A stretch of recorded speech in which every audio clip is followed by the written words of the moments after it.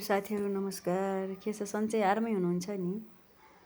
यो मैले चाहिँ एउटा अनुरोध गर्न चाहेँ कि सबैजनालाई यो सामाजिक सञ्जाल चलाउने जति पनि साथीहरू हुनुहुन्छ, सामाजिक सञ्जाल फेसबुकहरू यता टिकटकहरू चलाउने दाजुभाइ दिदीबहिनी आमा बुवा सबैजनालाई भने अब आमा बुवाहरूले त यस्तो नराम्रो चाहिँ राख्नुहुन्न, कमसेकम चाहिँ अब यो हाम्रो एजकाले चाहिँ यस्तो नराम्रो नराम्रो कुरो नचाहिने कुरो भिडियोहरू पोस्ट नगर्नु।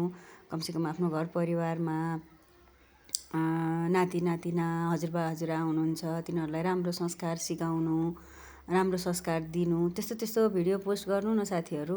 किन चाहिँ हजुरआमालाई लात्ताले हिर्काएको, हातले पिटेको, त नगर यस्तो नगर बुढी उस्तो नगर भनेको त्यस्तो राख्यो भने त हाम्रो बच्चाहरूले पनि त सिक्ने भयो नि त। हामीले त्यस्तै गर्ने हो, हजुरआमाहरूलाई त्यसै गर्ने हो भन्न थालिसके यहाँ मेरो बच्चाहरूले।